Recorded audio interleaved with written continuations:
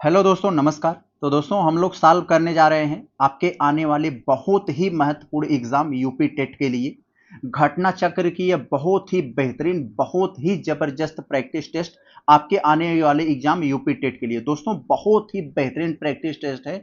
आप सॉल्व करोगे घटना चक्र के बारे में, आपको अच्छे से अंदाजा होगा कितनी ताकतवर प्रैक्टिस टेस्ट और इसके प्रश्न कितने लाजवाब होते हैं।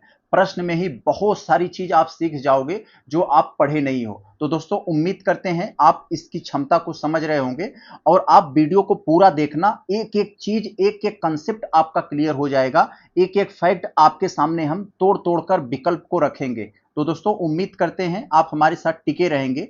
आप दोस्तों क्या होता है ना कि आजकल रील्स देखते देखते बच्चों की, स्टूडेंट की इतनी आदत खराब हो गई है, वो एक विश्वसनीय बेहतरीन वीडियो को वो झेल नहीं पाते हैं। तो उम्मीद हम आपसे करते हैं आप रील्स के आदती नहीं है और इस वीडियो को झेल ले जाओगे जो आपके आने वाली तैयारी में बहुत ज्यादा धार लगाने वाली है। तो दोस्तों एक बात और आपसे कहनी थी, अभी हम विजन कट प्रैक्टिस टेस्ट करवा रहे थे आपसे। दो प्रैक्टिस टेस्ट मैं करवाया था दो दो पार्ट में। तो दोस्तों कुछ लोग कह रहे थे घटना चक्र, तो ये हम घटना चक्र की करवा लेंगे तो फिर उसको हम कंटिन्यू करेंगे। तो ये घटना चक्र की हमारी पहली प्रैक्टिस टेस्ट है, चलिए हम देखते हैं। तो दोस्तों जैसा कि आप देख सकते हैं यूपी टेट के लिए यह पहली प्रैक्टिस टेस्ट है आपके आने वाले एग्जाम। यहां हम सबसे पहले भाग एक यानी बाल विकास और शिक्षण विधि को सॉल्व करेंगे। सारी जो जितने भी 5 टॉपिक हैं आप लोग जानते हैं, 30-30 प्रश्न आते हैं, 150 प्रश्न, और हर एक भाग में 30 प्रश्न आपको मिलेंगे। तो देखते हैं, चले हम देखते हैं पहले प्रश्न में आपसे क्या पूछा जा रहा है। बहुत ही लाजवाब प्रश्न पूछा जा रहा है दोस्तों। बेंजामिन ब्लूम, क्या दिया है आपको, बेंजामिन ब्लूम के अनुसार शिक्षण एक त्रिध्रुवी प्रक्रिया है, यानी 3 ध्रुवों वाली प्रक्रिया है। इसके 3 ध्रुव कौन है। तो दोस्तों इस प्रश्न को बहुत सारी जगहों पर गलत लिखा है, बहुत सारे शिक्षक इसको गलत पढ़ा रहे हैं। तो यहां पर आपका हम करेक्शन करवा देते हैं। यहां बेंजामिन ब्लूम की जगह पर दोस्तों जॉन डीवी आएगा। यहां सो गलत प्रिंट हो गया है, बहुत सारे लोग ऐसे ही पढ़ा रहे हैं। तो जॉन डीवी यहां पर होना चाहिए था, मिसप्रिंट की वजह से आ गया है। तो यहां पर जॉन डीवी के अनुसार शिक्षण एक, यानी जॉन डीवी ने शिक्षण की 3 ध्रुवों वाली प्रक्रिया के बारे में बताया है। यानी जॉन डीवी के अनुसार शिक्षण एक 3 ध्रुवों की प्रक्रिया है। इसके 3 ध्रुव कौन कौन है तो आप लोग जानते हैं। पहला है शिक्षक, और दूसरा शिक्षार्थी यानी स्टूडेंट, और तीसरा पाठ्यक्रम यानी सिलेबस यानी समाज। तो कौन कौन सा हो गया, यहां पर आप क्या करोगे, टीचर, स्टूडेंट और सिलेबस। तो यहां पर आप समझ गए होंगे।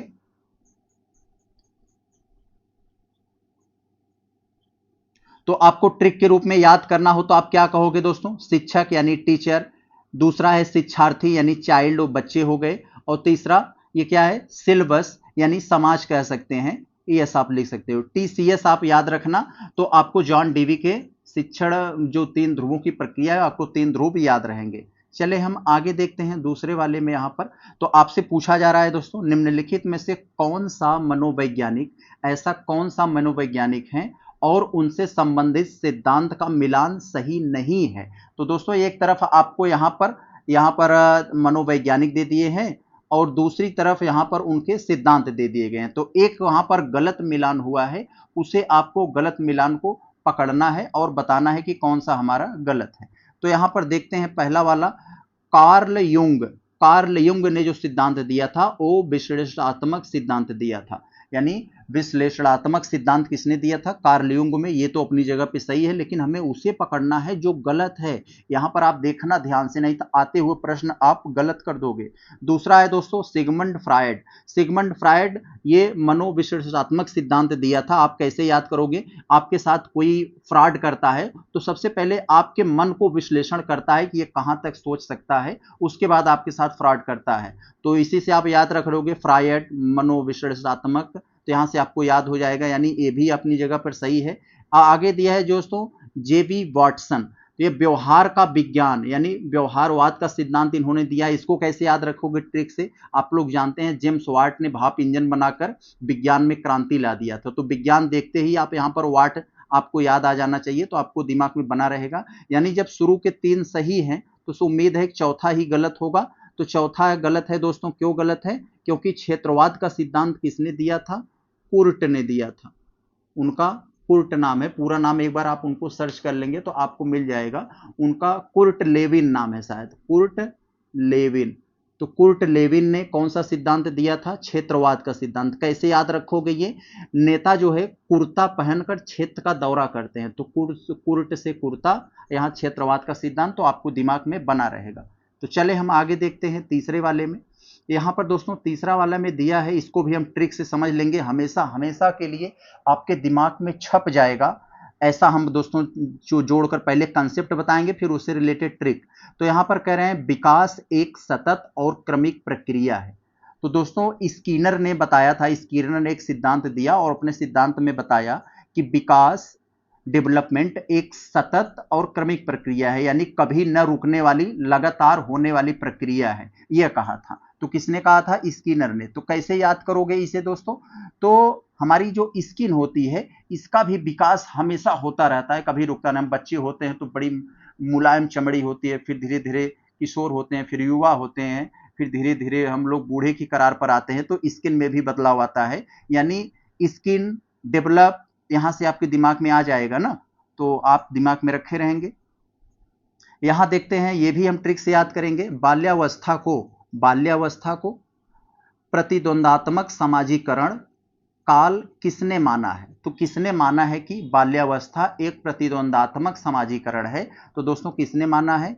किलपैट्रिक ने माना है। ऑप्शन नंबर सी, किलपैट्रिक ने कहा है कि बाल्यावस्था जो होती है, खास करके 8 से 15 साल की उम्र के जो बच्चे होते हैं, उनमें प्रतिद्वंदात्मक समाजीकरण बड़ा तेज होता है, यानी समाज में वो प्रतिस्पर्धा रखने का बड़ा इंटरेस्टेड होते हैं।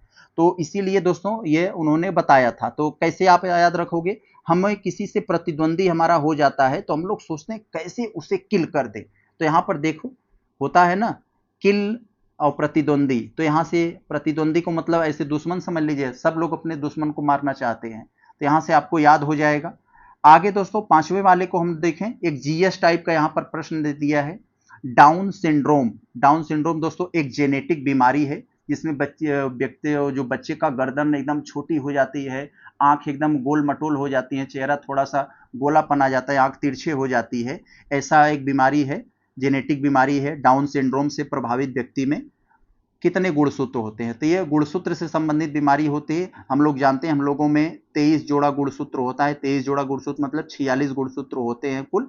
लेकिन जिसमें डाउन सिंड्रोम बीमारी होती है उसमें जो 21वां गुणसूत्र होता है उसकी एक कॉपी और बन जाती है, यानी कुल 47 गुणसूत्र हो जाते हैं। तो 47 गुणसूत्र हो जाने के कारण उसमें यह बीमारी पाई जाती है। तो ऑप्शन नंबर आपका यहाँ सी हो जाएगा।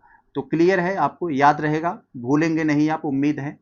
आगे चलते हैं, हम लोग देखते हैं यहाँ पर दोस्तों छठे वाले में, बड़ा ही कंसेप्चुअल प्रश्न है ये। पूर्वाग्रह प्रायः किस पर आधारित होता है? पूर्वाग्रह, पूर्वाग्रह का मतलब दोस्तों पुरानी अवधारणा। हम लोग जैसे क्या होता है, किसी को दिमाग में पहले से ही बिना किसी तथ्य, बिना किसी जानकारी के आधार पर हम लोग अपने मन में पहले से बैठा लेते हैं, जो कि दोस्तों एक रूढ़िवादी सोच है। तो पूर्वाग्रह किस पर आधारित होता है?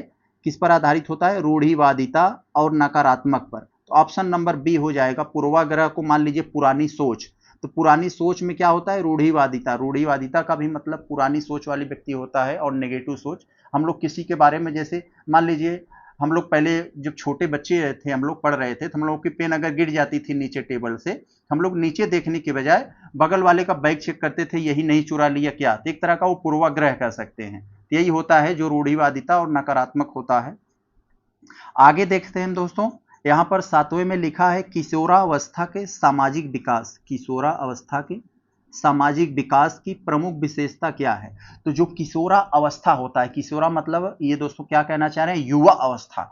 जो युवा अवस्था होती है बच्चों की, जो खास करके दोस्तों ये 15 के बाद की होती है, 14-15 के बाद, तो इसमें सामाजिक विकास की प्रमुख विशेषता क्या होती है? उनमें प्रेम होता है। लड़का लड़की को देखकर, लड़की लड़का को देखकर अट्रैक्ट होते हैं, यानी विपरीत लिंग वाले व्यक्तियों को देखकर आकर्षण फील होता है। मुख्य विशेषता यही है, जो कि एक नेचुरल है, होना भी चाहिए। आप एक शारीरिक रूप से अगर स्वस्थ हैं फिजिकली, तो आपके अंदर ये होना चाहिए, यह जो है साइंस कहती है। तो अट्रैक्शन नहीं होता है तो दिक्कत की बात है इस एज में, तो हमें इलाज की जरूरत है। फिलहाल ऑप्शन नंबर आपका बी होगा। आगे चलते हैं हम लोग 8वें वाले में। देखते हैं यहां पर क्या लिखा है दोस्तों, क्या कह रहे हैं? बाल केंद्रित शिक्षण विधि। तो यहां पर थोड़ा सा इसको नीचे करते हैं, अब देखते हैं क्या लिखा है। बाल केंद्रित शिक्षण में तो बाल केंद्रित शिक्षण क्या होता है, पहले इसको समझ लिए दोस्तों। उत्तर जानने से पहले हमें प्रश्न को अगर जान लेंगे ना तो उत्तर ऑटोमेटिक आसान हो जाएगा।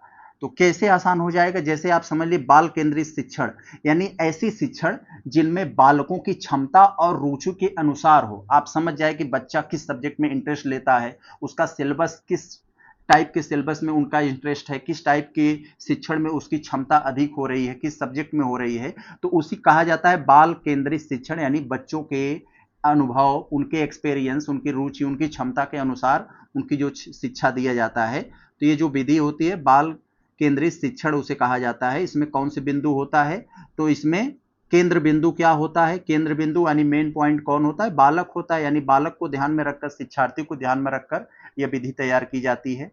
आगे देखें, एक एक से सवाल आपको बताएंगे दोस्तों कि आपका दिमाग में छप जाएगा। बहुत बड़े बड़े मंच पर आप पढ़ते होंगे, लेकिन एक बार यहां से पढ़ के देखेंगे तो आप बहुत कुछ सारी चीजें सीखेंगे, आपके दिमाग में एक एक चीज, एक कंसेप्ट स्थापित करने काम करेंगे। तो यहां पर देखें क्या लिखा है, फ्रायड के मनोविश्लेषणात्मक सिद्धांत के अनुसार, अभी जस्ट आया था, मैंने आपको बताया था कहीं भी आपको मनोविश्लेषणी सिद्धांत मिले तो समझ लीजिए वो फ्रायड ने दिया है। क्योंकि आपके साथ कोई फ्रॉड करता है तो सबसे पहले आपकी मन को विश्लेषण करता है, ये व्यक्ति किस हद तक जा सकता है, उसी हिसाब से वो आपके साथ गेम करता है। तो इसके निम्नलिखित में से कौन सा अचेतन मन की विशेषता नहीं है। तो अचेतन मन क्या होता है दोस्तों, इसका मतलब यह है कि हमारा मन अचेत में चला जाता है। हमारा मन अचेत में चला जाता है तो मन हमारा एक बच्चे जैसे काम करने लगता है, तर्क वितर्क करने की क्षमता कम खो देता है, नैतिकता खो देता है, एक बच्चे जैसा हो जाता है, और इसमें सेक्स यानी काम की इच्छा प्रबल हो जाती है। तो यही सब होता है अचेतन मन में। यानी कोई भी शराबी हो जाता है, शराब पीने के बाद मान लो अचेत मन में चला गया तो यही सब करेगा ना। तो यही कह रहे हैं कि अचेतन मन की विशेषता कौन सा नहीं है। तो सबसे पहले आपको जानना होगा कि फ्रायड के मनोविश्लेषणी सिद्धांत के अनुसार अचेतन मन यानी अनकॉन्शियस माइंड की विशेषता कौन सी है। तो कौन सी है, यह मन का सबसे बड़ा भाग है। बिल्कुल बड़ा भाग तो है, अनकॉन्शियस माइंड जो है मन का सबसे बड़ा भाग है। यह शैशव स्वरूप होता है यानी एक बच्चे जैसा हो जाता है, ये भी सही है, मैंने अभी आपको बताया। इसमें काम यानी सेक्स संबंधी इच्छाओं का वास होता है, बिल्कुल होता है अचेतन मन में। लेकिन क्या है दोस्तों, इसमें उत्तर क्या होगा, ये सब तो है लेकिन आपको पूछा है कौन सा नहीं है, तो ये बी वाला नहीं है। क्योंकि जब व्यक्ति अचेतन में चला जाता है तो उसमें तर्क वितर्क करने की क्षमता खो देता है, नैतिकता खो देता है। तो इसमें कह रहे हैं इसमें तर्क और नैतिकता का स्थान होता है, नहीं होता है मेरे भाई। कोई अचेतन मन में चला गया तो आप उसे नैतिकता की उम्मीद करेंगे, उसे तर्क की उम्मीद करेंगे। एक शराबी होता है, क्या वो तर्क की बात करता है, नैतिकता की बात करता है, नहीं करता है, क्योंकि वो अचेतन मन में चला गया। तो यही ऑप्शन नंबर आपका बी हो जाएगा। यहाँ 10वें वाले को अगर हम लोग देखें तो व्यक्तिगत मापन की जिन विधियों में सूचना उसी व्यक्ति या उसके मित्रों से प्राप्त होती है तो वे क्या कहलाती है। तो आप लोग जानते हैं पर्सनालिटी यानी व्यक्तित्व मापन यानी पर्सनालिटी टेस्ट की बहुत सारी विधि होती हैं। उन्हीं विधियों में से दोस्तों एक है आत्मनिष्ठ विधि। आत्मनिष्ठ विधि का मतलब क्या है कि आप जो अपने बारे में कहे हैं या आपके दोस्त आपके बारे में जो कहते हैं उसी के आधार पर आपकी पर्सनालिटी टेस्ट होती है, तो उसे आत्मनिष्ठ यानी दोस्तों उसे सब्जेक्टिव, इंग्लिश में इसे सब्जेक्टिव विधि बोलते हैं, तो उसी को आत्मनिष्ठ विधि कहते हैं। कभी भी आपके सामने आए आत्मनिष्ठ विधि क्या है, तो पर्सनालिटी की ऐसी टेस्ट जब आपके आत्मकथा यानी जो आपने कहा है या आपके दोस्त ने जो आपके बारे में कहे हैं तो उसके आधार पर जब आपकी पर्सनालिटी को जज किया जाता है तो आत्मनिष्ठ विधि होता है। बाकी और बता दें, आपको बहुत काम देगा जीवन में। ये वस्तुनिष्ठ विधि क्या है, वस्तुनिष्ठ विधि है दोस्तों आपको देखकर, साक्षात देखकर आपके पर्सनालिटी का जो जज किया जाता है वो वस्तुनिष्ठ विधि है। वस्तुनिष्ठ को इसे ऑब्जेक्टिव बोला जाता है इंग्लिश में। जैसे ऑब्जेक्टिव प्रश्न आप सॉल्व करते हो तो आपके सामने जो ऑप्शन रहते हैं उसी में से चुनना होता है, तो ऐसे ही आपकी पर्सनालिटी कोई टेस्ट करता है सिर्फ आपको देखकर, तो उसे क्या कहते हैं, आपकी मतलब रवैया देखकर जो करता है तो उसे वस्तुनिष्ठ विधियां कहते हैं। प्रक्षेपी विधियां क्या होती है दोस्तों, प्रक्षेपी विधि का मतलब ये होता है दोस्तों कि आप पर ऑब्जर्व किया जाता है। आपको प्रक्षेपी का इसका मतलब दोस्तों क्या होता है कि आपको किसी खास जगह पर छोड़कर आपको ऑब्जर्व किया जाता है कि आप किस तरह का व्यवहार कर रहे हैं, तो वहां पर उसे प्रक्षेपी विधियां कहा जाता है। स्थिति परीक्षण क्या कहा जाता है दोस्तों, आपको किसी खास सिचुएशन में ढाल दिया जाएगा, आपको कोई खास सिचुएशन दे दिया जाएगा। जैसे मान लीजिए आप गए, आपके अचानक मान लीजिए आपके आगे जो है एक मान लीजिए शेर छोड़ दिया जाता है, तो आप उस समय किस तरह का व्यवहार करेंगे, यानी किस सिचुएशन में किस तरह का व्यवहार करते हैं, उसे स्थिति परीक्षण कहा जाता है। तो ये सब याद रखना आप लोग, काम देगा बहुत आपको। 11वें वाले में अगर हम लोग देखें यहाँ 11th वाले प्रश्न में, तो इसमें कह रहा है निम्नलिखित में से कौन सा सामाजिक भिन्नता जिसे इंग्लिश में सोशल डिफरेंस कहा जाता है, कौन सा सामाजिक भिन्नता यानी सोशल डिफरेंस का उदाहरण नहीं है। तो सामाजिक भिन्नता का मतलब होता है दोस्तों समाज से कटे रहना, तो समाज से अलग होना, समाज से कटे रहने का उदाहरण कौन सा नहीं है।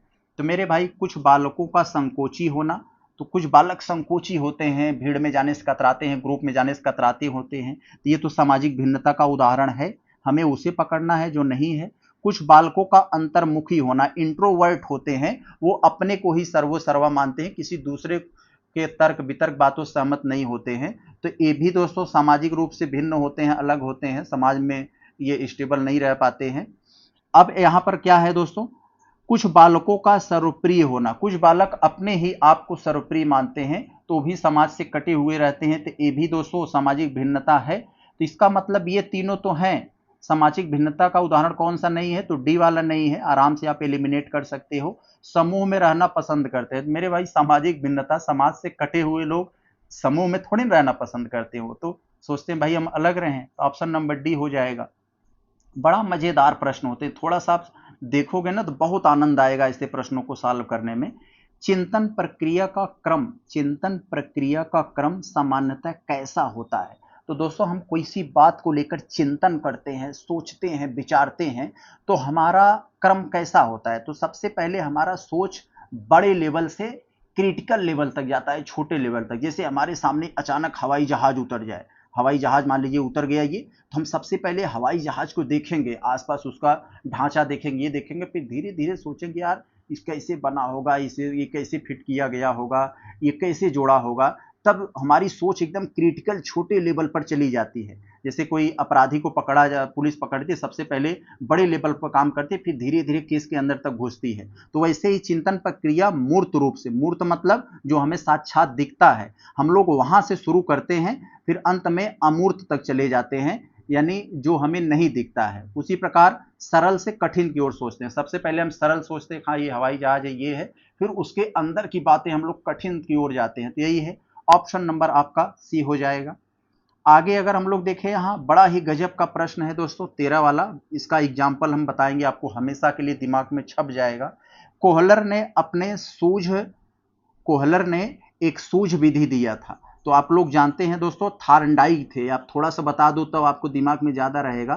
थार्नडाइक ने एक सिद्धांत दिया था दोस्तों, थार्नडाइक ने क्या दिया था, त्रुटि और अभ्यास वाला सिद्धांत दिया था। थार्नडाइक उन्होंने बिल्ली पर प्रयोग करके बताया था कि आप जो गलती करते हो, बार बार यदि अभ्यास करते हो तो आपकी गलती कम हो जाएगी और आप उस काम को अच्छे से कर पाओगे, ये थार्नडाइक ने कहा था। उसका उल्टा ये कोहलर ने दे दिया। थार्नडाइक ने बिल्ली पर प्रयोग किया था और ये कोहलर आए तो इन्होंने कहा नहीं, सिर्फ गलती और अभ्यास से आप नहीं सीख सकते, इससे लिए आपको जो है सूझ विधि अपनानी पड़ेगी, सूझबूझ विधि। तो इन्होंने एक चिंपैंजी को बंद कर दिया पिंजड़े में और चिंपैंजी के ऊपर एक बड़ा सा मतलब केले का झोंपा रख दिया और नीचे कुछ डब्बे रख दिए थे बगल में।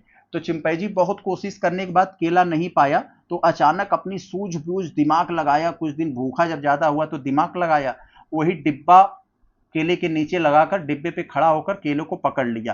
तो उन्होंने ये सिद्ध किया कि हाँ ये सूझ विधि से भी प्रॉब्लम सॉल्व होती है, सिर्फ त्रुटि और अभ्यास से नहीं।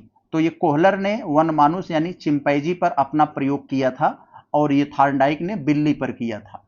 बिल्ली पर कैसे किया था, बिल्ली को पिंजड़े में बंद कर पिंजड़े के बाहर एक मछली रख दिया, किल्ली लगा दिया, बिल्ली भूखे तड़पड़ाती रही, अचानक किल्ली खुल गया। तो ऐसे कई बार होने से बिल्ली समझ में आ गया कि हमें पंजा कहाँ मारना है कि किल्ली खुल जाएगी। तो ये उन्होंने कहा कि त्रुटि और अभ्यास से। तो ये है, यहाँ पर आप याद रखे रहेंगे इसे। देखिए, गिलफोर्ड के कार्य पर आधारित Torrance test of creative thinking TTCT की गतिविधियों में कौन सी गतिविधि परीक्षण शामिल है। तो दोस्तों यहाँ पर ये देखते ही आप दिमाग में यहाँ पर समझ लेंगे, कह रहा है परीक्षण शामिल कौन सा नहीं है, यानी यहाँ पर जो आपसे पूछा जा रहा है टीटीसीटी की गतिविधियों में कौन सी गतिविधि शामिल नहीं है Torrance test of creative thinking में, तो गिलफोर्ड के कार्य आधार पर। तो इसमें दोस्तों भूल भुलैया परीक्षण इसमें शामिल नहीं होता है। बाकी उत्पाद सुधार, चित्र निर्माण, रेखा वृत्त आप ऐसे भी याद कर सकते हो इसे। क्रिएटिव थिंकिंग, क्रिएटिव आपको कुछ क्रिएटिव यानी कुछ नया यानी कुछ यूनिक आपको सोचना होगा, तो आपको भूल भुलैया परीक्षण नहीं, उसमें आपको सुधार करना होगा, चित्र निर्माण ये सब। तो समझ गए आप लोग, भूल भुलैया परीक्षण इसमें नहीं आता है। आगे अगर देखें परम शून्य का मतलब होता है दोस्तों जीरो, ऐसे मान लीजिए तो आपको काम बन जाएगा, यानी शून्य यानी कुछ भी नहीं। तो परम शून्य किस मापन स्तर की विशेषता है, तो आनुपातिक मापन की विशेषता है। आप लोगों ने इसे पढ़ा होगा अच्छे से। आगे देखें हम लोग 16 वाले में दोस्तों एक अच्छा सा प्रश्न आपको दिया है, देखने में बड़ा है लेकिन कोई दम नहीं है। आपको कुछ प्रश्न ऐसे मिलेंगे जो आपको डराने के लिए दिए जाते हैं। कथन और कारण वाले, कथन दे दिया, कारण दे दिया। कथन में कह रहे हैं कि छात्रों को प्रश्न पूछने के लिए प्रोत्साहित करना चाहिए। यस, बिल्कुल करना चाहिए। आप टीचर हो तो क्लास में आप बच्चों से कहो कि आप ज़्यादा से ज़्यादा प्रश्न पूछें, क्योंकि एक बच्चा प्रश्न पूछेगा उसी के थ्रू कई सारे बच्चे सीख पाते हैं, कई सारे बच्चों का मनोबल बढ़ता है, उनमें संवाद करने की क्षमता बढ़ती है। तो बिल्कुल पूछना चाहिए। प्रश्नों से संवाद के आदान प्रदान से कक्षा अधिक अंतरक्रियात्मक बनती है और छात्रों के चिंतन को प्रोत्साहन मिलता है। बिल्कुल, जो ऊपर कहा नीचे वाला उसका कारण भी है, यानी उसको एक्सप्लेन भी कर रहा है। तो ए और आर दोनों सही हैं। आर ए की सही व्याख्या कर रहा है, ऑप्शन नंबर ए हो जाएगा। आगे देखें हम लोग 17 में, तो अधिगम पठार क्या होता है दोस्तों? अधिगम पठार सीखने की प्रक्रिया की प्रमुख विशेषता है। क्या कह रहे हैं? अधिगम पठार सीखने की प्रक्रिया की एक विशेषता है। ये उस अवधि को सूचित करते हैं जब सीखने की प्रक्रिया में कोई उन्नति नहीं होती है। तो यानी अधिगम पठार का मतलब क्या हो गया कि जब हमारी कुछ नया सीखने की क्षमता खत्म हो जाती है, मन नहीं करता है। जैसे हम लोगों के दादाजी होंगे, कभी बाइक नहीं चला है, तो हम उन लोगों को अगर कहें कि भाई बाइक चला लो, तो उनकी अधिगम पठार जैसे हो गई है, सपाट हो गई है, वो नहीं सोचेंगे, वो कितना भी आप जिद कर लो वो नहीं चलाएंगे। यही होता है अधिगम पठार, यानी कुछ नया सीखने, कुछ करने की क्षमता में जब उन्नति नहीं होती है, समाप्त हो जाती है, तो इसे अधिगम पठार कहा जाता है। यह सिद्धांत किसने दिया था? यह रॉस ने दिया था। ऑप्शन नंबर बी हो जाएगा आपका, 17 का बी हो जाएगा, रॉस। समझ गए आप लोग, याद रहेगा आपको। तो इसको ऐसे उदाहरण से समझ सकते हो, ट्रिक से। कोई बच्चा, कोई बूढ़ा आदमी किसी नई चीज को नहीं सीख पा रहा है, तो आपको बड़ा रास आएगा, करीब बेचारा नहीं सीख पा रहा है, काश थोड़ा जवान होता तो सीख लेता। तो ऐसे ही आप याद रख सकते हो। यहाँ पर देखिए थार्नडाइक आ गया, वही जो बिल्ली पर प्रयोग किए थे सामने मछली रखकर। थार्नडाइक के किस नियम के अनुसार यदि व्यक्ति के मन में किसी कार्य करने की प्रबल अभिलाषा हो तो वह उसे आसानी से सीख सकता है? तो पहले ही बताया, उन्होंने अभ्यास वाला मैटर दिया था दोस्तों, अभ्यास का, यानी तत्परता का नियम। लगातार हम उसे करते रहते हैं तो वो सीख जाएगा, गलतियां उसकी कम हो जाएंगी और सीख जाएगा, यानी तत्परता का नियम। आगे जरा हम लोग देखते हैं, एनिमल इंटेलिजेंस और क्या लिखा है, एनिमल इंटेलिजेंस और एजुकेशनल साइकोलॉजी, ये दो पुस्तकें हैं। इसके लेखक कौन है? तो दोस्तों इसके लेखक कौन है यहाँ पर? तो लेविन, ये तो नहीं है, ये लेविन तो नहीं है, यहाँ पर लेविन नहीं है, बंडूरा भी नहीं है, हल भी नहीं है, थॉर्नडाइक है। ऑप्शन नंबर यहाँ पर सी हो जाएगा। तो थॉर्नडाइक जो है ये एनिमल इंटेलिजेंस और एजुकेशनल साइकोलॉजी के लेखक है। ऑप्शन नंबर यहाँ पर आपका ये सी हो जाएगा। तो दोस्तों प्रश्न संख्या 20 को देखते हैं। बड़ा ही कंसेप्चुअल सवाल है, ऐसे सवाल जो कर लेंगे वही टॉपर बनते हैं, क्योंकि वो डराने के लिए आपको दिया जाता है। प्रश्न सरल होते हैं लेकिन आपको डराने के लिए, आपकी बीपी बढ़ाने के लिए ऐसा सवाल दिया जाता है।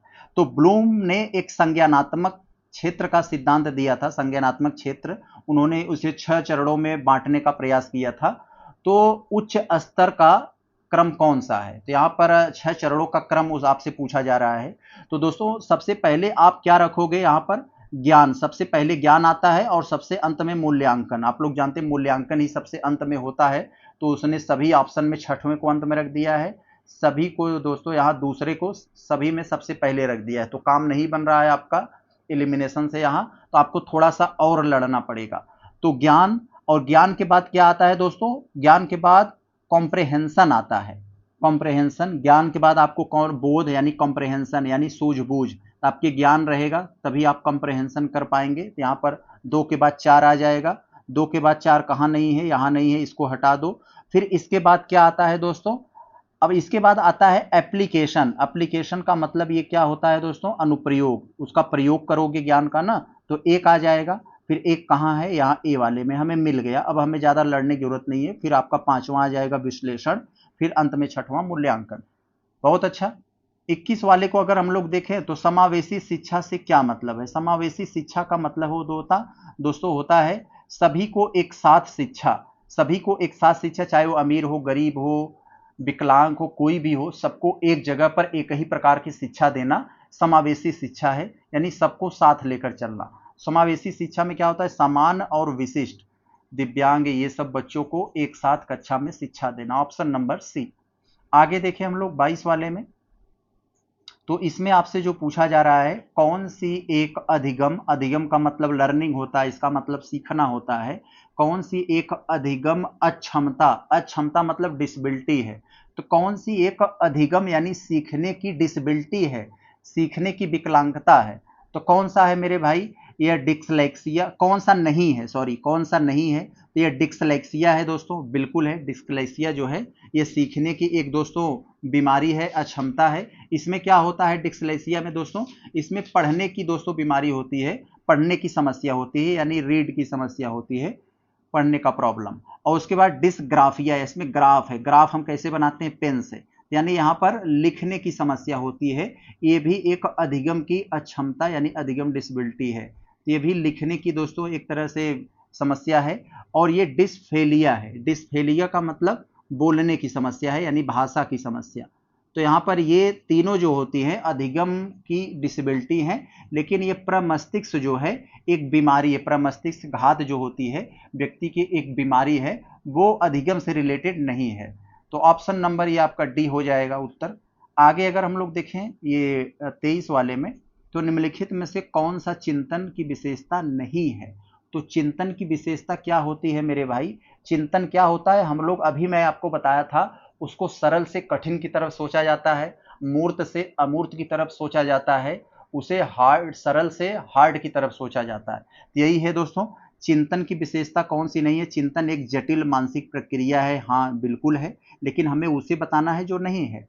चिंतन सूक्ष्म से स्थूल की ओर होता है, नहीं मेरे भाई गलत बता दिया आपको, इसका मतलब स्थूल मतलब बड़ा होता है, चिंतन जो होती है बड़े से सूक्ष्म की तरफ होती है, यानी उल्टा दे दिया यहाँ पर, यानी स्थूल से सूक्ष्म की तरफ होना चाहिए, उल्टा दे दिया यानी गलत दे दिया, तो आपसे वही गलत पूछा जा रहा है, तो यही है ऑप्शन नंबर बी। बाकी सब चिंतन उद्देश्यपूर्ण होता है, अपनी जगह पे सही, चिंतन व्यक्ति को क्रियाशील बनाता है, ये भी अपनी जगह पर सही। गलत कौन था, तो बी वाला था, क्यों था, इसे उल्टा देना चाहिए था, स्थूल से सूक्ष्म की तरफ चिंतन होता है। यहाँ पर देखिए 24 वाले में क्या दिया है, दिया है यहाँ पर दोस्तों अभिप्रेरकों के प्रकार, अभिप्रेरकों के प्रकार, अभिप्रेरक का मतलब एक तरह से आप मोटिवेशन समझ लीजिए, इसके प्रकार और उदाहरण का मिलान करें, इसके प्रकार और उदाहरण का मिलान करना है आपको, यहाँ पर आराम से आप कर लेना, कोई इसमें प्रॉब्लम नहीं आएगा। जन्मजात अभिप्रेरक क्या होता है, जैसे भूख, प्यास, निद्रा, ये सब जन्मजात से यानी जेनेटिक से डिपेंड करता है, जैसे हमारे पापा बहुत सोते हैं, उनको बहुत भूख लगती है, बहुत प्यास लगती है, बहुत गुस्से वाले हैं, तो हमारा भी उसी तरह का नेचर हो जाता है, ये जेनेटिक है। अर्जित अभिप्रेरक, अर्जित अभिप्रेरक का मतलब जो हमने अपने परिश्रम से अर्जित किया है, जैसे हमारे पापा मान लीजिए दूध बेचते हैं और हम इसका मतलब डॉक्टर बन गए, तो इसका मतलब हम कैसे बने, तो हमने अपने अर्जित अपने मेहनत से बना है ना, तो एक तरह से ये हो गया, ये तो जेनेटिक नहीं है, तो ये विद्यालय में फुटबॉल टीम में चयन ये सब हो जाएगा, तो ये वाला आपका अर्जित अभिप्रेरक यही हो जाएगा। और बाह्य अभिप्रेरक में क्या आ जाएगा, सामाजिक प्रतिष्ठा, तो आपका ऑप्शन नंबर ये कौन सा आ जाएगा, डी हो जाएगा, डी वाला आपका उत्तर हो जाएगा। आगे हम लोग देखें 25 वाले में जो आपसे दिया है, एक क्रम से संबंधित इसको सजाना है, आराम से हम लोग देखते हैं, देखें जरा यहाँ पर देखिए, स्टर्नबर्ग, स्टर्नबर्ग के अनुसार बुद्धि प्रक्रिया के सोपानों का सही क्रम बताना है। तो स्टर्नबर्ग ने बुद्धि प्रक्रिया के सोपान दिया था, 6 सोपान है, यानी सोपान का मतलब क्रम होता है, तो इसके क्रम को बताना है। तो देखिए पहले मैपिंग दिया है, फिर एनकोडिंग दिया है, फिर रिस्पॉन्स दिया है, फिर इन्फेरिंग दिया है, अनुमान दिया है, फिर अनुप्रयोग दिया है, और अंत में औचित्य यानी न्यायोचित दिया है। तो अंत में आप लोग जानते हैं जस्टिफिकेशन होता है, किसी भी बात का जस्टिफिकेशन अंत में होता है, तो ये जस्टिफिकेशन सबसे अंत में रहेगा। तो कहाँ कहाँ 6 वाला अंत में नहीं है, यहाँ नहीं है, यहाँ नहीं, इसको काट दो, इन्हीं दोनों में से कोई उत्तर होगा। और सबसे पहले क्या होता है दोस्तों, सबसे पहले क्या होता है वो भी आप लोग अच्छी तरह से जानते होंगे। सबसे पहले क्या होता है, रेखांकन होता है। किसी भी चीज की प्रक्रिया की सबसे पहले मैपिंग होती है। आप लोग घर बनवाते हो या शादी विवाह फानते हो तो एक तरह से उसकी मैपिंग करते हो ना, कहाँ खर्च आएगा, कहाँ कितना लगेगा, कहाँ क्या होगा, तो मैपिंग सबसे पहले हो जाएगा। तो एक यानी सबसे पहले होगा, 6 सबसे अंत में होगा, बन गया आपका काम। थोड़ा सा दिमाग लगा लो, आप नहीं पढ़े हो तो भी आप पता कर लोगे, हाँ यही उत्तर है। आप देखो यहाँ पर 26 वाले में, आधुनिक प्रकार का सबसे पहला सफल बुद्धि परीक्षण कब और किसने किया। तो बुद्धि परीक्षण, सबसे पहला सफल बुद्धि परीक्षण किसने किया था। तो यहाँ पर 1905 में अल्फ्रेड बिने साइमन, यहाँ पर जो दिया गया है आपको 1905 में अल्फ्रेड बिने साइमन ने किया था। ऑप्शन नंबर आपका यही ए वाला हो जाएगा, ऑप्शन नंबर ए। तो उम्मीद है कि आप इसे समझ पाए होंगे, 26 का उत्तर आपका ए हो जाएगा। आगे चले देखते हैं दोस्तों हम लोग 27 वाले में, भाषा के अर्जन व विकास, भाषा के अर्जन व विकास के लिए सबसे संवेदनशील अवधि कौन सी होती है। तो दोस्तों भाषा को हम लोग जब ग्रहण करते हैं या उसका विकास करते हैं, सीखते हैं, तो उसमें संवेदनशील अवधि कौन सी होती है। तो दोस्तों संवेदनशील अवधि वही प्रारंभिक बाल्यावस्था होती है ना, क्योंकि दोस्तों यही प्रारंभिक बाल्यावस्था में ही बच्चे, यानी 2 साल से 7-8 साल के बीच, यही सी में बच्चे जो होते हैं भाषा को सुनकर सीखते हैं, बोलते हैं, उसको समझते हैं। तो यही सबसे संवेदनशील, सबसे सेंसिटिव अवधि, टाइम यही माना जाता है बच्चों में। जैसे कोई बच्चा पैदा हुआ 2 साल से कम है तो आप उसे ले जाकर, यहाँ भोजपुरी बोलता है, उसे ले जाकर अंग्रेज विदेश में रख दो, थोड़ा बहुत जेनेटिक प्रॉब्लम को अगर हटा दे तो भी उसी तरह से जैसा सुनेगा, जैसा समझेगा, वैसा ही हो जाएगा। तो यही है वहां पर कहने का मतलब।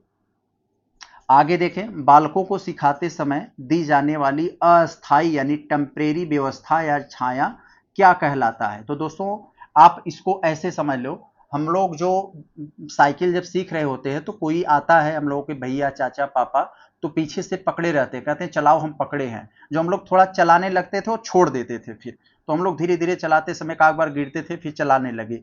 यही जो टेम्परेरी सपोर्ट हम लोगों को सीखते समय लगाया गया था, इसी को क्या कहा जाता है, मचान बोला जाता है, ऑप्शन नंबर ए। इसी प्रकार से बच्चों को सिखाने वाली जो सुविधा टेम्परेरी रूप से दी जाती है सिखाने के लिए और फिर बाद में उसे हटा लिया जाता है, तो उसे मचान बोला जाता है, ऑप्शन नंबर ए।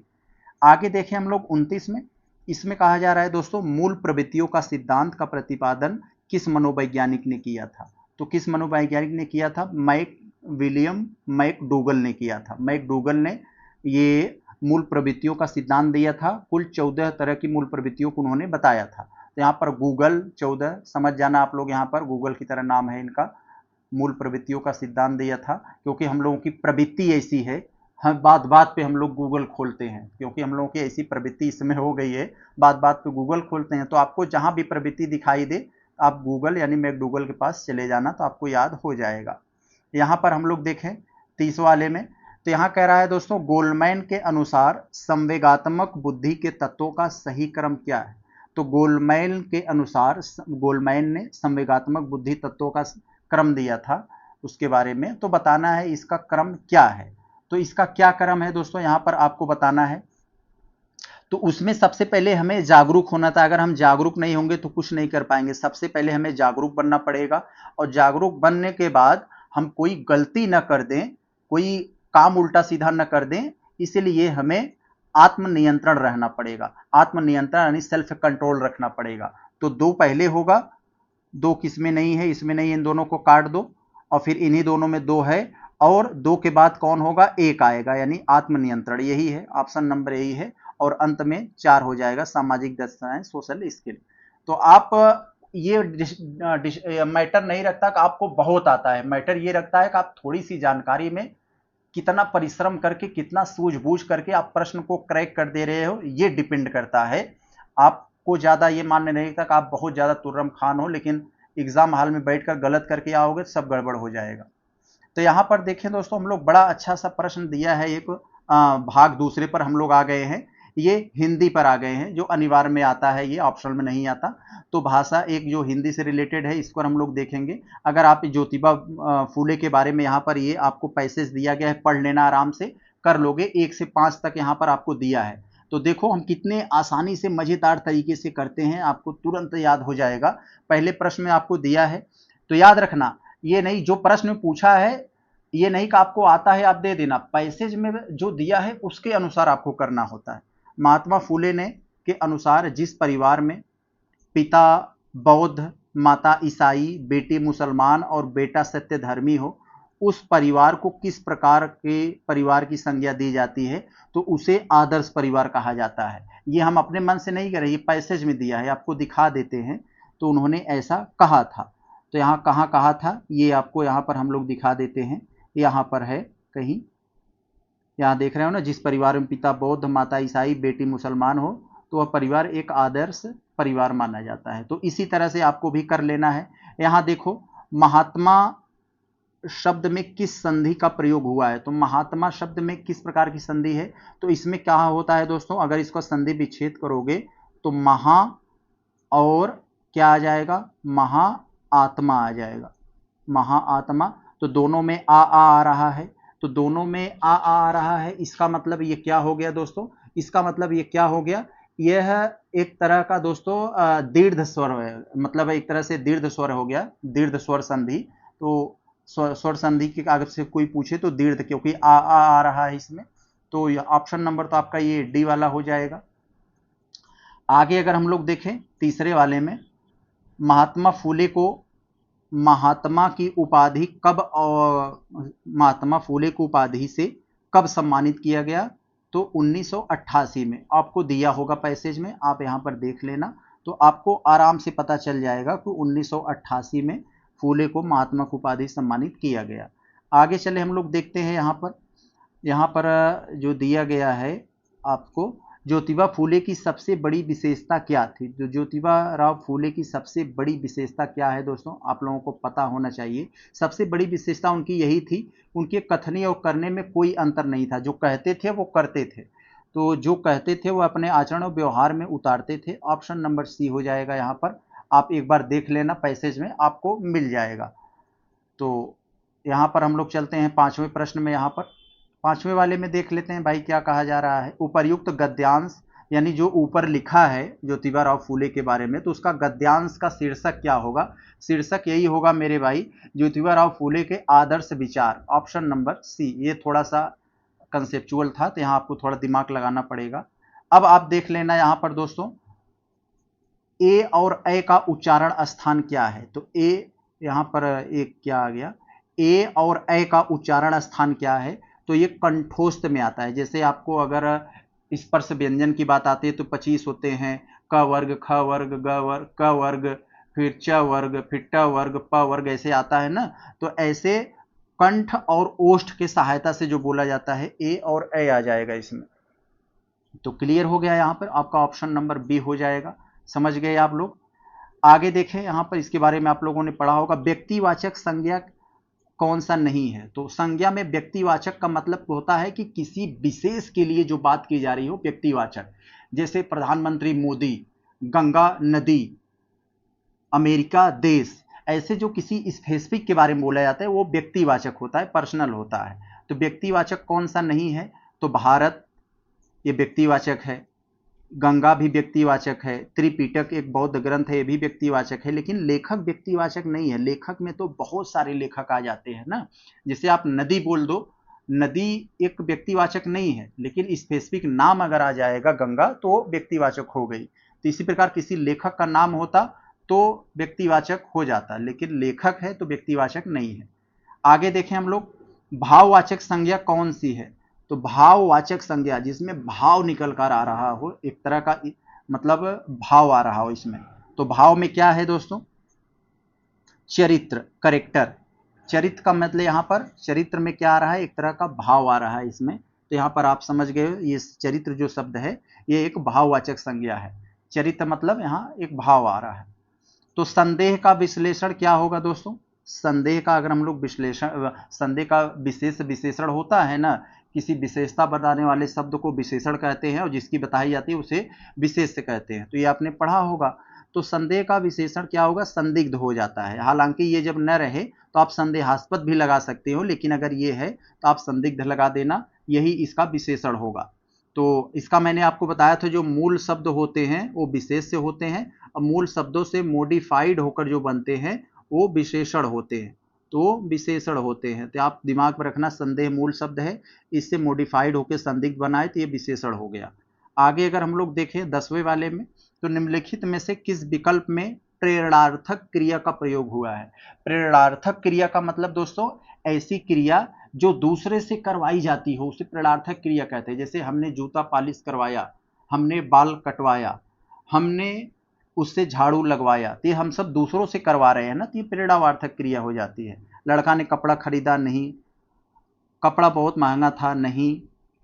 दर्जी ने कपड़ा रखा, नहीं। लड़के ने कपड़ा सिलवाया, यस, ऑप्शन नंबर सी, ये आपका प्रेरणार्थक क्रिया है। ऐसे ही आप एक एक चीजों को सीखेंगे। मोहन से चला नहीं जाता, दोस्तों ये क्या है? यहां पर आपसे जो कह रहा है मोहन से चला नहीं जाता, ये कौन सा वाच्य है? तो भाववाच्य है। मोहन से चला नहीं जाता यानी बेचारे को बड़ा दर्द होगा, किसी ने मारा होगा, कहीं किसी को छेड़ा होगा, कुछ बोला होगा, किसी ने कूट दिया होगा, चला नहीं जा रहा होगा। तो इससे एक भाव निकल कर आ रहा है कि व्यक्ति में दर्द बहुत है, तो ये भाववाच्य है एक तरह का। इनमें से पंगत का तत्सम क्या है? तो यहां पर आपको तत्सम तद्भव पूछ रहा है। तत्सम का मतलब आप लोग जानते हैं, जो शब्द सीधे संस्कृत से आए तत्सम, जो शब्द संस्कृत से निकले रास्ते में भटक कर मॉडिफाइड हो गए तो उन्हें क्या कहा जाता है? तद्भव। तो इसमें क्या कह रहे हैं? पंगत एक शब्द दिया है, इसका तत्सम कौन सा होगा? इसका तत्सम आपसे पूछा जा रहा है कौन सा होगा? तो जी पंक्तियां तो नहीं होगा, इसमें पंक्तियां नहीं होगा, तो फिर कौन होगा दोस्तों? ये पांगत होगा। ऑप्शन नंबर आपका यहाँ ये सॉरी पंक्ति होगा, पंक्ति। ये पंगत एक तद्भव शब्द है, इसका तत्सम पंक्ति होगा, यानी लाइन जिसे हम लोग कहते हैं, ये हो जाएगा। तो दोस्तों प्रश्न संख्या हम लोग 13 को देखते हैं। बड़ा ही लाजवाब प्रश्न है, यहाँ आप कई सारी चीज सीख जाओगे। अरविंद एक शब्द दे दिया है, एक शब्द है अरविंद नाम का, उसका पर्यायवाची बताना है। तो अरविंद शब्द का पर्यायवाची शब्द क्या है दोस्तों? तो ये कमल है, यानी कमल का पर्यायवाची पढ़ोगे तो उसमें अरविंद आता है, जलज आता है, पंकज आता है, नीरज आता है। तो यहां आपने क्या देखा? यानी पानी के पर्यायवाची में जितने भी पानी के पर्यायवाची होते हैं, पानी के पर्यायवाची में हम अगर ज जोड़ देंगे तो कमल का पर्यायवाची बन जाएगा। जैसे जल, जल में ज जोड़ दिया पंकज, पंक मतलब पानी होता है, इसमें ज जोड़ दिया तो पंक मतलब वैसे कीचड़ होता है, तो ज जोड़ दिया तो कमल। नीर मतलब पानी, इसमें जड़ जोड़ दिया तो कमल। ऐसे ही होता है। आगे देखें, अनुराग का विलोम होता है। अनुराग का विलोम मतलब होता है दोस्तों विराग। अनुराग का विलोम उल्टा क्या हो जाता है? विराग। तो यहाँ पर ऑप्शन नंबर आपका यहाँ पर बी हो जाएगा। और यहाँ पर प्रेम का हो जाएगा, प्रेम का उल्टा यहाँ पर घृणा हो जाता है। प्रेम का उल्टा क्या हो जाता है? यहाँ घृणा हो जाता है, ये आप लोगों ने देखा होगा। और द्वेष का उल्टा क्या हो जाता है? प्रीति, या द्वेष मतलब एक तरह से घृणा करना, ये दूसरा शब्द है, तो इसका उल्टा प्रीति हो जाएगा, किसी से प्रीत लगाना। तो ये हो गया। आगे देखते हैं हम लोग, यहां अंक दिया है। अंक शब्द का अर्थ नहीं होगा। अंक का मतलब दोस्तों संख्या भी होता है, चिन्ह भी होता है, गोद भी होता है, और अंग लेकिन नहीं होता है। तो ऑप्शन नंबर डी हो जाएगा आपका। सब कुछ जानने वाले को सर्वज्ञ कहते हैं। सर्वज्ञ मतलब सब कुछ जानने वाला, तो ज्ञानी नहीं कहोगे, सब कुछ जानने वाले को सर्वज्ञ। तो यहाँ 17 वाले में कह रहे हैं अनुकरण में। अनुकरण में उपसर्ग कौन सा है? उपसर्ग में आप जानते हैं जो एक शब्दांश होता है जो किसी शब्द के पहले जुड़कर उस शब्द की अर्थ को बदल देता है, तो उसे हम लोग उपसर्ग कहते हैं। तो उपसर्ग पहले जुड़ता है, ये आप ध्यान में रखना। जैसे कोई गाड़ी में बैठा है तो आप कह रहे हो सरक, उधर सरक, तो सरक गया तो आप पहले बैठ गए, आपको पहले बैठना होगा तो उसे सरकाना होगा। तो उपसर्ग, और प्रत्यय, प्रत्यय पीछे लगता है। तो अनुकरण में उपसर्ग क्या हो जाएगा दोस्तों, उपसर्ग यानी जो पहले लगा है तो अनु हो जाएगा। यहाँ पर आपको दिया होगा कहीं, यहाँ डी में दिया है, अनु हो जाएगा। अक्ल का दुश्मन, अक्ल का दुश्मन, इसका मुहावरा क्या हो जाएगा दोस्तों, अक्ल का दुश्मन, इसका मुहावरा क्या हो जाएगा, महामूर्ख होता है। आगे देखें, एक अनार 100 बीमार, देखते ही आप तुरंत धड़ाक से मार दोगे, इसका मतलब क्या हो जाएगा, एक वस्तु के अनेक ग्राहक हो सकते हैं, आजकल वही चलता है, इसको आप कहीं और भी लगा सकते हो एग्जाम्पल ये। तथापि शब्द का संधि विच्छेद क्या है, तथापि शब्द दिया है, इसका संधि विच्छेद करोगे तो आपको क्या मिलेगा, इसका ये आपको यहाँ पर थोड़ा सा बताना है। तो तथापि का संधि विच्छेद क्या हो जाएगा मेरे भाई, इसका संधि विच्छेद तथा और अपि, तथा और अपि कहाँ दिया है, यहाँ दिया है, ऑप्शन नंबर सी हो जाएगा। तो तथा और अपि यह एक संधि विच्छेद है, कौन है, दीर्घ संधि है, यानी आ और अ जुड़ रहा है तो दीर्घ हो जाएगा ये, यानी दीर्घ है। आगे देखें हम लोग, यथा विधि में कौन सा समास है, तो जब भी आपको यथा, यथासंभव, यथाशक्ति ऐसे जब सवाल आता है तो इसका मतलब ये कौन सा समास होते हैं दोस्तों, ऐसे समास को आप बड़े आसानी से कर सकते हो अव्ययी, जो पहले, जिनकी विशेषता पहले ही प्रकट हो जाती है, तो अव्ययी समास इन्हें कहा जाता है। आगे देखते हैं, और दिगु में तो आप लोग जानते हैं इसमें नंबर होता है, तत्पुरुष में इसकी विशेषता बाद में आती है। आगे देखें हम लोग, निम्नलिखित में से मिश्र वाक्य कौन है, मिश्र वाक्य में कैसे पहचानोगे, जब कोई दो सेंटेंस जो कि, क्योंकि, कि ऐसे इस तरह के से जोड़ते हैं तो उन्हें हम लोग मिश्र वाक्य कहते हैं। जैसे राम जा रहा था, जो कि लौटकर चला आया, तो यहाँ जो कि, क्योंकि, कि ये सब जो आते हैं तो वो मिश्र वाक्य हो जाते हैं। तो यहाँ कहाँ है, यह वही भारत है जिसे, यहां देखो, जो कि, जिसे कभी सोने की चिड़िया कहा जाता था, ऑप्शन नंबर डी। 23 यहाँ क्या है दोस्तों, निम्नलिखित में से शुद्ध वर्तनी कौन सा है, तो शुद्ध वर्तनी कौन सा है यहाँ पर, रचयिता, ऑप्शन नंबर बी शुद्ध है। 24 में क्या कहा जा रहा है, निम्नलिखित में से किसमें लोप चिन्ह का प्रयोग हुआ है, तो दोस्तों आप विभिन्न विराम चिन्हों के बारे में आप लोगों को पढ़ाया गया होगा, 10-12 जो भी होते हैं, तो उसमें लोप का मतलब क्या होता है, लोप का मतलब खत्म कर देना। तो जैसे आप कुछ चीज लिखते हो, जैसे Prem dot dot dot dot dot dot, यहाँ पर ऐसे करके आप लिख देते हो, फिर अच्छा है, अच्छा, तो बीच में बहुत सारी चीजें गायब थी जिसे हम डॉट डॉट के माध्यम से खत्म कर दिए, तो इसी डॉट डॉट को, डॉट डॉट की जगह पर कहीं कहीं लोग प्लस प्लस भी लिखते हैं, तो इसको जो कहा जाता है लोप चिन्ह कहा जाता है। तो लोप चिन्ह कहाँ है, ए यहाँ पर है, पहले वाले में, यहाँ देख रहे हो, यहाँ पर ऑप्शन नंबर ए में।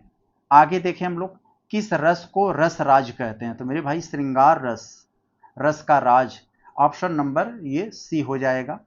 आगे देखें, निम्न में से मात्रिक छंद कौन सा है, तो मात्रिक छंद का उदाहरण कौन सा है, तो हम लोग मात्रिक छंद के उदाहरण में कौन सा आता है दोस्तों, चौपाई सब मात्रिक छंद है, आप लोग तो जानते हैं, इसके अलावा रोला ये सब भी उसके साथ आते हैं, तो ऑप्शन नंबर ये हो जाएगा। आगे देखें, सब मात्रिक छंद हो गया। यहाँ देखो 27 में एक आपको दिया है, क्या कह रहे हैं, माला फेरत जुग मुआ, फिरा न मन का फेर, कर का मन का डारी दे, मन का फेर।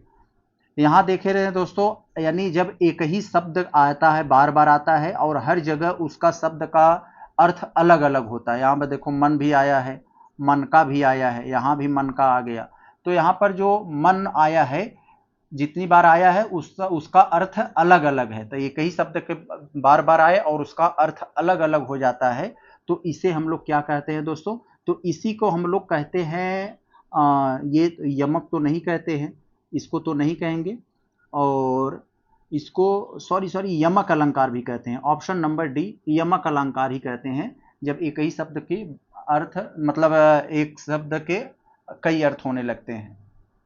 आगे देखें, खड़ी बोली का, तो यहां आगे देखें 28 में, यहां पर कह रहे हैं खड़ी बोली का प्रथम महाकाव्य कौन सा है, तो प्रिय प्रवास, खड़ी बोली का प्रथम महाकाव्य प्रिय प्रवास है। तो आप लोग सोच रहे होंगे कि ये किसने लिखा है, तो अयोध्या सिंह उपाध्याय ने लिखा है। किसने लिखा है दोस्तों, अयोध्या सिंह उपाध्याय, याद समझ गए आप। आगे देखें हम लोग 29 में क्या है, 29 में भाषा क्या है, भाषा के बारे में। भाषा क्या है, भाषा एक अर्जित संपत्ति है, क्योंकि बच्चे होते हैं उन्हें उत्तराधिकार में भाषा नहीं मिली होती है, वो सुनकर देखकर सीखते हैं, अर्जित करते हैं। 30 वाले में क्या कह रहे हैं, हिंदी का प्रथम समाचार पत्र कौन था। मेरे भाई उद्धत मार्तंड, कलकत्ता में छपा था, जुगल किशोर, आप लोग जानते हैं, ऑप्शन नंबर बी। तो दोस्तों यहां पर हम लोगों ने ये जो बाल विकास वाला टॉपिक था और ये हिंदी वाला टॉपिक 60 प्रश्न को बेहतरीन तरीके से निपटा लिए हैं।